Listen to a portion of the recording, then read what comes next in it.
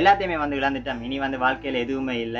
வாழ்க்கை வந்து முடிஞ்சு போயிட்டுது. அவனுடைய ஆட்டம் அவ்வளவுதான் தான். அவ்வளத்தோட இனி சரி. இனி அவன் வந்து எழும்ப போறதில்ல. இப்படியே அவன் குட்டி சோடா போயிடுவான். இவனால இவனோட குடும்பத்துக்கோ யாருக்குமே வந்து நல்லது இல்லைன்னு சொல்லி நிறைய பேர் சொல்லியிருப்பாங்க. அப்படி சொல்லப்பட்ட ஒருவன் தன் எதிர்கால வாழ்க்கை எப்படி போயிருமென்று கேள்விக்குறியோட இருந்த ஒருவன் தான் இழந்து போன எல்லாவற்றையும் வந்து திரும்ப தன்னோட சேர்த்துக்கொண்டு தான் இழந்தவற்றை எல்லாம் பெற்றுக்கொண்டு தன்னோட பயணித்தவர்கள் எப்படி இருந்தார்களோ அப்படியான ஒரு நிலைக்கு வந்து அதை தாண்டி போற அளவுக்கு வளர்ந்த ஒருவனுடைய கதை தான் இந்த கதை. இந்த கதை ரொம்பவுமே சுவாரஸ்யமா இருக்கும். வாழ்க்கையில ஒரு சில நேரங்கள்ல நாங்கள் எடுக்கிற முடிவுகள் வந்து தவறா இருக்கும். அந்த முடிவுகள் வந்து எங்களோட வாழ்க்கையை முற்றுமே வந்து மாற்றி போடக்கூடிய வாழ்க்கையில வந்து அவன் எடுத்த சில முடிவுகள் வந்து தவறா போகுது. அவன் வந்து படிச்சதா இருக்கட்டும், இல்லையான்னு சொன்னா அவன் அதுக்கு பிறகான காலங்களை வந்து எப்படி செலவிட்டதா இருக்கட்டும், எல்லாமே வந்து ஒரு அவனுடைய எதிர்காலத்தை வந்து மாற்றது மாதிரி அமையுது. அவன் வந்து அவனோட உயர்தர பரீட்சையில வந்து தோற்று போறான். ஒருக்கா இல்ல 2 தடவை தோற்று போறான். உயர்தர பரீட்சைக்கெல்லாம் அவன் வந்து பாடங்களை தெரிவு செய்யும் போது பார்த்தீங்கன்னு சொன்னா கணிதத்துறையில அவன் வந்து செய்யக்கூடிய மாதிரி இருந்தாலும் ஆனா அவனுக்கு வந்து பார்த்தீங்கன்னு சொன்னா இந்த கலை சம்பந்தமான விடயங்களை ரொம்ப ஆர்வம் இருந்து ஆனாலும் அண்ணன் சொல்லுக்காண்டி அவன் அதுக்குள்ள போறான். ஆனா என்னதான் இருந்தாலும் அவனோட உலகம் பார்த்தீங்கன்னு சொன்னா அவனோட சந்தோஷம் அவர்கள் நண்பர்கள் எல்லாம் பார்த்தீங்கன்னு சொன்னா இந்த மெட்டத்துறைக்கு இருக்கிறாங்க. சரி ஏனோ தானோன்ற மாதிரி ஒரு படிப்பு போகுது. கிட்டத்தட்ட ஏஎல் பரீட்சையில் வந்து வெற்றி பெற முடியாம போகுது. அப்புறம் வந்து 2ஆம் தடவை வந்து எடுக்கிறான். 2வது தடவையும் வந்து நல்ல ரிசல்ட்ஸ் வேற இல்லை. 3வது சந்தர்ப்பத்தில் ஒரு அதிர்ச்சியான முடிவு எடுக்கிறான். அவன் படித்த துறையில இருந்து மாறி கலைத்துறைக்கே போறான்.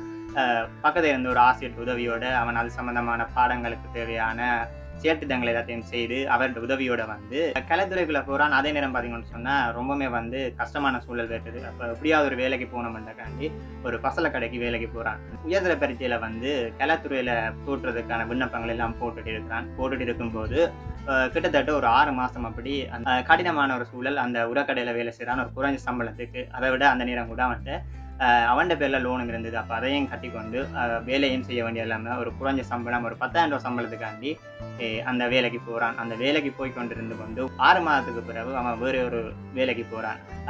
போகும்போது பார்த்தீங்கன்னு சொன்னா அவன் வேலைக்கு போக தொடங்கிட்டான். வேற ஒரு வேலைக்கு போறான். ஒரு தனியார் துறையில ஒரு வேலைக்கு போறான். அங்க பார்த்தீங்கன்னு சொன்னா அவனோட வாழ்க்கை வந்து கொஞ்சம் கொஞ்சமா மாற ஆரம்பிக்குது. உயர்தர பரீட்சைக்கு வந்து அனுமதி எல்லாம் கிடைச்சிட்டுது. இவன் ஒரு துறையில இருந்து வேறொரு துறைக்கு போன வழியா நிறைய ப்ராசஸ் இருக்கு. அது எல்லாமே சரியா செய்து உயர்தர பரீட்சையில கலைத்துறையில தோற்றுறான். அவன் படிக்கிற இலவுக்காண்டி பக்கத்து வீட்டு பிள்ளை என்ன பாடம் எடுக்குதோ அந்த பாடத்தை தானும் எடுக்கிறான். என்னன்னு சொன்னா இது கடைசி சந்தர்ப்பம். தோட்டு போனா வாழ்க்கையில ஃபுல்லாயே தோட்டு போவான். ஒரு அரச வேலைக்கு போறனாலும் கட்டாயம் ஒரு 3 பாஸ் போன பண்ணுவாங்க. நிறைய பிரச்சனை இருக்குது.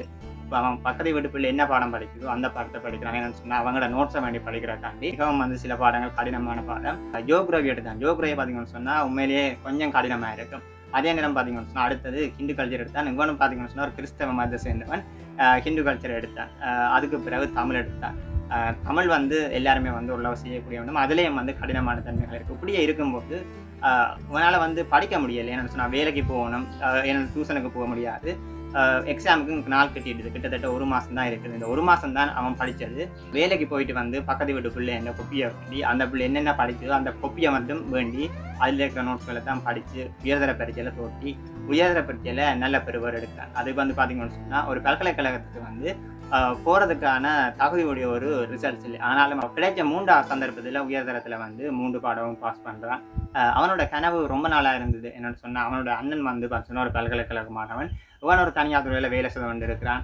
இருந்து கொண்டும் இந்த பல்கலைக்கழகத்துக்கு எப்படியாவது ஒரு நாள் போகணும் என்ற ஆசை வருது. அந்த ஆசைக்கு பிறகு அவன் வந்து பல்கலைக்கழகத்துக்கு வந்து வெளிவாரியாக வந்து அப்ளை பண்ணுறான். அது அப்ளை பண்ணி அதுக்கு வந்து பரீட்சை கொண்டு வச்சு அந்த பரீட்சையில் வெற்றி பெற்று அதுக்கு பிறகு படிக்க ஆரம்பிக்கிறான். இப்படியெல்லாம் படிச்சுட்டு இருக்கும்போது கேம்பஸுக்கும் வந்து சட்டத்திட்டத்தின்படி யாழ்ப்பாண பல்கலைக்கழகத்தில் வெளிவாரியாக படித்தாலும் கட்டாயம் ஒவ்வொரு லெக்சர்ஸுக்கும் போக வேண்டி வரும். இப்படி போக வேண்டிய நிலைமையில அவன் பார்த்து வவுனியாவுக்கு வேலைக்கு போகிறான். வவுனியாவுக்கு மேட்டம் கிடைச்சி போகும்போது ரொம்பவுமே வந்து கடினப்படுறான். என்ன செய்வோம் இருக்கும்போது தான் அவனை வந்து கொரோனா காப்பாற்று. கொரோனா வந்த பிறகு நேரடி கல்வி முறையை தற்காலிகமாக நிறுத்திட்டு சூம் மூலமா வந்து கிளாஸ்கள் நடக்க ஆரம்பிக்குது. ஒரு மாதிரி வந்து இந்த பட்ட படிப்பை வந்து முடிச்சு ஒரு பட்டதாரியும் ஆயிடுறான். இவ்வளவுக்குள்ளேயும் வந்து அவங்களோட அம்மா வந்து ரொம்பவே கஷ்டப்பட்டுருப்பாங்க. படிப்புக்கு தேவையான பொருட்கள் பண்றது கூட சில வேலை காசு இருக்காது. அப்படிப்பட்ட சூழ்நிலையில அந்த படிப்பிச்ச அவங்கள வந்து நினைச்சு கொள்றான். தான் எப்படித்தான் என்ன வேலையில இருந்தாலும் இந்த பட்டப்படிப்பை முடிச்சு அந்த குடும்பத்துக்கு வந்து ஒரு நல்ல பேர் எடுத்து கொடுக்கணும், எங்களை கஷ்டப்பட்டு படிப்பிச்சவங்களுக்கு வந்து நல்ல பேர் எடுத்து கொடுக்கணும்னு நினைக்கிறான். பணம் மட்டும் அவங்கள்ட்ட இருக்கல, ஆனால் கல்விதான் வந்து ஒவ்வொரு ஏழைகளுக்கும் அடையாளம். அந்த உலகத்தில் வந்து தனியார் துறையில் வேணும்னு சொன்னால் போய் படித்து யாரும் வேணுமென்றாலும் காசு கட்டி ஒரு பட்டத்தை பெற்றுக்கொள்ளையிலும் படித்து முடிச்சு அரச பல்கலைக்கழகத்தில் இணைஞ்சு அதனூடாக அது அவங்களோட சட்டத்திட்டங்களுக்கு அமைவாக ஒரு பட்டத்தை ஒரு பல்கலைக்கழகத்தின் துணைவேந்தத்தை கையாள வேண்டதில் இருக்கிற கிக் எல்லாமே வந்து வேறு. இவன் இப்படி எல்லாமே கஷ்டப்படும் போது அவனுக்கு நிறைய பேர் வந்து உதவி செய்கிறாங்க.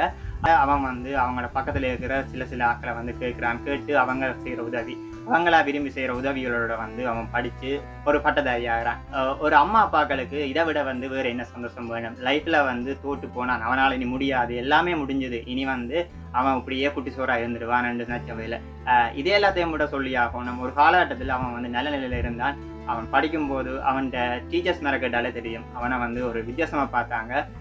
அவன் தோட்டு போனதை வந்து நிறைய பேர் ஏற்றுக்கொள்ளாமலும் இருந்தாங்க. அவன் வந்து வேறொரு துறைக்கு போனதை நிறைய பேருக்கு பிடிக்காமலும் இருந்தது.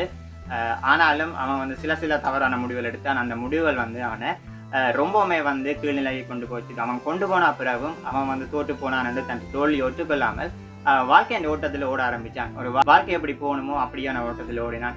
திருமணம் செய்து கொண்டான். 25 வயதுல திருமணம் செய்து கொண்டான்.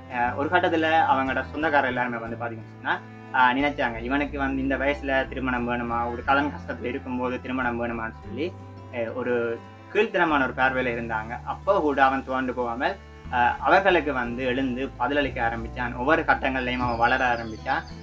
அப்போதான் வந்து அவங்களுக்கே புரிஞ்சுது, நாங்கள் அவனுக்கு நிறைய இடத்துல நாங்கள் விட்டுருக்கோம், அவனை நாங்கள் ஹெல்ப் பண்ணா விட்டுருக்கோம். இவ்வளவு காலத்துலேயும் வந்து அவன் வந்து உதவி என்று போய் கேட்டது, வேதர் வந்து கேட்டது பார்த்தீங்கன்னு சொன்னால் 2-3 பேர்ட்டான். ஆனால் அவங்களும் வந்து உதவி செஞ்சுருக்கிறாங்க. கேட்கும்போது கொண்டு போப்பன்னு சொல்லி தூக்கி கொடுத்துருக்குறாங்க. கடைசியாக பட்டம் வழங்குற நாளில் கூட ஒரு 10,000 ரூபா வேணும்னு சொல்லி கேட்கும்போது உனக்கு இல்லாத காசு அப்போ கொண்டு போகணும்னு சொல்லி தூக்கி கொடுத்தவங்கலாம் நான் அவளா பேரோட நம்பிக்கை ஜெயிச்சிருக்கிறான், அவளா பேரோட இதயங்களை வந்துருக்கான். அவன் வந்து ஒரு கட்டத்தில் சரியான கஷ்டத்தில் இருக்கும்போது, நீ கவலைப்படாத, நீ லோன் ஒன்று நான் வந்து சைன் பண்ணணும்னு சொல்லி சைன் பண்ண எத்தனையோ பேர் இருக்கிறாங்க. அவனுக்கு சைன் பண்ணிட்டு நான் அவனுக்கு சைன் பண்ண 2 இதுவரை சொல்லி காட்டாத எத்தனையோ பேர் இருக்கிறாங்க. அவ்வளவு பேர்ட்ட நன்மதிப்பையும் பெற்று அவளா பேர்ட்ட நன்றி கடனையும் வந்து எந்த பிரச்சனையுமே இல்லாமல் அவர்களுடைய கடன்கள் பிரச்சனை எல்லாமே முடிச்சு கொடுத்து வாழ்க்கையில் மைனஸில் இருந்து 0 தாண்டி மேலே வந்த ஒருவனோட கதை தான் இந்த கதை. இது என்னோட கதை. பாலச்சந்திரன் மாதுரியன்.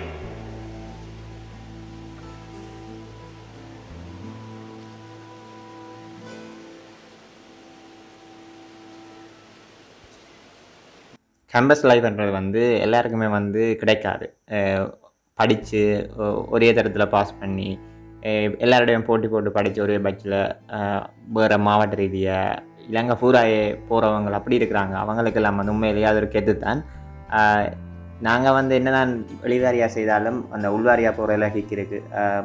அங்கே போனால் பார்த்தீங்கன்னு சொன்னால் விளையாட்டுகள் மற்றது எல்லாமே செய்யலாம், என்ஜாய் பண்ணலாம். ஆனால் ஒருவேளை நான் அப்படி போயிருந்தேன்னு சொன்னால் என்னோடய ஃபேமிலி நிலைமைக்கு அது ரொம்பவுமே கஷ்டமாக இருந்திருக்கு. ஏன்னா நான் அந்த டைமில் வந்து வேலை செய்துட்டு இருந்தேன். கிட்டத்தட்ட ஒரு 4 வருஷம் 5 வருஷம் நான் கேம்பஸில் இருக்க வேண்டிய நேரத்தில் வந்து வேலை செய்துட்டு இருந்தேன். அதால் எனக்கு அது ஹெல்ப்ஃபுல்லாக இருந்தது. ஆனால் நான் மிஸ் பண்ணினேன். ஒருவேளை நான் வந்து ஆர்ட்ஸ் படித்திருந்தேன்னு சொன்னால் கட்டாயம் நல்ல ரிசல்ட்ஸ் எடுத்திருப்பேன், பேராதனை அப்படி போயிருப்பேன்னு நினைக்கிறேன். அது என்ன தெரிஞ்சவங்களுக்கு தெரியும். ஆனாலும் எனக்கு கவலை இல்லை. நானும் ஏதோ எல்லாமே தோற்றா பிறகு நான் வந்து முடியாண்டு இருக்கையில் ஓகேன்னு சொல்லி எழும்பி எல்லாமே செஞ்சேன். நானும் வந்து சாதிச்சு தான் உணர்றேன். ஏன்னா அவங்க இப்போ வேலை இல்லாமல் தான் நான் இப்போவும் இருக்கிறாங்க நிறைய பேர் கேம்பஸ் முடிச்சவங்க. அவங்கள ஒப்பிடும்போது நான் வேலையோடையும் இதோடையும் இருக்கிறது ரொம்பவுமே கல்வி. அதை விட பார்த்தீங்கன்னு சொன்னால் கேம்பஸில் இப்படியே அதெல்லாம் செஞ்சுருந்தாங்க. ரொம்பவே சந்தோஷம். அவங்க எல்லாருமே எங்கேயோ பண்ணாங்க. நேரடியாக வந்து கேம்பஸுக்கு போகிற அதெல்லாம் வந்து வேறு ஒரு வகை கிக் அது எல்லாருக்குமே கிடைக்காது. அப்படி கிடைச்சவங்களும் உண்மையிலே கொடுத்து வச்சவங்க தான். எங்களுக்கு அது கிடைக்கலன்றதில் கவலை இருக்குத்தான், எப்போவுமே இருக்கும். அது அந்த டைமில் கிடைச்சிருக்கும், எல்லாருக்குமே அந்த கவலை இருந்திருக்கும். எல்லாருமே பேரண்ட்ஸோட வந்து சந்தோஷமாக இந்த பட்டாளி விழாவுக்கு வந்திருந்தாங்க. அது உண்மையிலே பார்க்க அழகாக இருந்துச்சு. அதை விட இந்த பூக்கொத்து வண்டி கொடுக்குறது எல்லாம் இருக்குது. இது உண்மையிலே வந்து எல்லாருக்குமே ஒரு ஆசை இருக்கும். எங்களுக்கு பிடிச்சவங்க வந்து ஒரு பூவாது வேண்டி கொண்டு தரணும். கடைசி எங்களை கொஞ்சம் என்கரேஜ் பண்ணுற மாதிரி இருக்கும். இந்த பார்க்கும்போது எல்லோரும் கொடுக்கும்போது எங்களுக்கு வேறு தர மாட்டாங்களான்ற ஃபீல் இருக்கும். தந்தாங்க. கேத்தி தந்தாள். கேத்தி நான் எதிர்பார்க்கல வேண்டி கொண்டு வந்து தந்தால் ரொம்பவுமே சந்தோஷம். ஒருவேளை வந்து அவங்க இருக்கிற நம்ம வந்து எங்களை பெருசாக தெரியலாட்டியும் ஒரு சின்ன ரோசண்டாலும் அந்த சந்தோஷம் வந்து என்ன பெரிய இது வந்து கிடைச்சாலும் கிடைக்க போகிறதில்ல. எங்களோட நிக்கோணம்னு சொல்லி அந்த டைம் அந்த பூ எல்லாமே வந்து ரொம்பவுமே சந்தோஷமாக இருக்கும். எல்லாருமே ஹாப்பியாக இருந்தோம். கேத்தி ஃபேமிலி வந்து இறங்கிட்டாங்க. நாங்கள் வந்து வெளியாக போயிருந்தோம் ஃபோட்டோஸ் எடுப்போம்னு சொல்லி எல்லோரும் இப்போ வந்தோம். ரொம்பவுமே சந்தோஷம். இது நான் இவ்வளவு காலம் வெயிட் பண்ணிகிட்டு இருந்தேன் இது அப்படி ஒரு தருணத்துக்காண்டி. இது வந்து பார்த்துச்சுன்னா கடைசியாக ஃபேமிலி ஃபோட்டோவும் எடுத்தேன் ஃபேமிலியை. நாங்கள் என்ன தான் படித்தாலும் உழைச்சாலும் வந்து அது எங்கள்ட பிள்ளைகளுக்கு தான். அப்போ எனக்காக கஷ்டப்பட்டு எத்தனையோ அசைன்மெண்ட் ஹெல்ப் பண்ணியிருக்கிறாள் கேத்தி, அதை விட தங்கச்சி லிடியா லியோன் எல்லாருக்கும் வந்து இது ஒரு சந்தோஷம் மாதிரி, அப்பாவுக்கு கிடைச்சேன்ற ஒரு பெருமை மாதிரி. அப்போ நாங்கள் எல்லாருமே வந்து எங்களோட கன்வெகேஷனுக்கு வந்த எல்லா ரெஸையுமே பிரித்து போட்டுக்கொண்டோம். ஒவ்வொருத்தருக்கு கொடுத்து எடுத்தோம். நல்லா இருந்தது. ஃபோட்டோ ஷூட் எல்லாம் எடுத்தோம், ஞாபகமாக எடுத்தோம். நான் வேண்டாம்னு நான் சொன்னேன் நான் வேலை முடியப்பா இல்லை வேண்டிட்டு வரேன்னு கேத்து சொல்லிச்சு. இல்லை ஃபோட்டோ ஷூட்லாம் எடுக்கணும்லாம் சொல்லி எடுத்தேன்.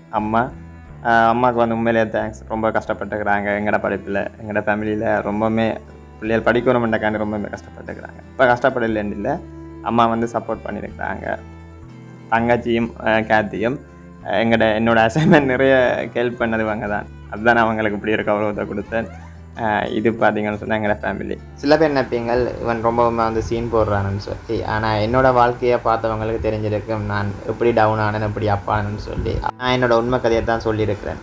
நான் என்ன செய்தேன், எப்படியெல்லாம் வந்து வளர்ந்தேன், எப்படியெல்லாம் இப்போ இருக்கிறேன்னு சொல்லி உங்களுக்கு சொல்லியிருப்பேன். நான் இப்போ கூட சொல்கிறேன், நான் ஒரு அரச வேலையை தேடி போகிறதில்லை. தனியார் துறையில் நான் கொஞ்ச நாள் இருப்பேன். அதுக்கு பிறகு நான் ஒரு நல்ல ஒரு பிஸ்னஸ் ஆரம்பிக்கணும்னு நினைக்கிறேன், நல்ல நிலையில் போகணும்னு நினைக்கிறேன். பட்டம் எடுத்ததெல்லாம் பார்த்தீங்கன்னு சொன்னால், அந்த கேம் நாங்கள் விளையாடும் போது பார்த்தீங்கன்னு சொன்னால் நாங்கள் சில பொருட்கள் எடுத்துகிட்டு போவோம். மெடிசன் எடுப்போம், அப்படி ஆயுதம் எடுப்போம், அப்படி சின்ன கேமுகளில் வந்து நாங்கள் அப்படி செஞ்சுட்டு போவோம். ஏன்னு சொன்னால் அது ஃப்யூச்சரில் வந்து எங்கேயாவது யூஸ் ஆகும். அதை போல் ஒன்றா தான் நான் இந்த பட்டத்தை பார்க்குறேன். இந்த பட்டத்தை நான் ஒரு சின்ன ஒரு தற்காப்புக்காண்டி தான் வச்சுருக்க போகிறேன். நான் போகிற படகுகளில் வந்து ஏதாவது ஒரு படகு வந்து பிரச்சனைன்னு சொன்னால் மற்ற படகுக்கு போவேன். அப்படியான ஒரு சந்தர்ப்பத்தில் இந்த பட்டம் ஒரு வேலை உதவலாம். ஆனால் நான் வந்து ஒரு அரச வேலையை நான் அடிப்போம் போகிறது இல்லை. தனியார் துறையில் கொஞ்சம் காலம் நான் வேலை செய்யலாம்னு ஆசைப்படுறேன். இதை விட நான் வந்து லோ படிக்கணும்னு சொல்லி ஒரு காலத்தில் ஆசைப்பட்டேன். அதை விட மீடியா படிக்கணும்னு ஆசைப்பட்டேன். லோ படிக்கும் போது ஆசைப்படும் போது வைஃப் சொன்ன ஒரு விஷயம், நீ லோ படித்து எதிர்த்தரப்பில் இருக்கிறவன் பாவம்னு சொல்லியே நீ கேஸை விட்டுடுவேன்னு சொல்லி. அப்படியான ஒரு சந்தர்ப்பம் நான் அப்போ ஒரு காலமே வந்து இந்த 2 கிழமை நான் போக விருப்பமில்லை. இப்போ இருக்கிற சூழ்நிலை சரி. ஒரு காலத்தில் வந்து அர்ஜுனா அண்ணாவை வந்து நான் வந்து ரொம்பவுமே சப்போர்ட் பண்ணினேன். ரொம்பவுமே வந்து சில விடயங்களை நம்பினேன். இப்போ வந்து பார்த்தீங்கன்னு சொன்னால் எங்களுக்குள்ள வந்து அவ்வளவு நல்ல நிலையில் இல்லை. நானும் வந்து தொடர விரும்பலை. அவருக்கு வந்து நான் எப்போவுமே வந்து நன்றி சொல்ல விரும்புவேன். ஏன்னு சொன்னால் நான் வந்து ஒரு சின்ன ஒரு யூடியூபராக இருந்த போது நிறைய கதைகள் அவர்களுக்காக சொல்லியிருக்கிறேன்.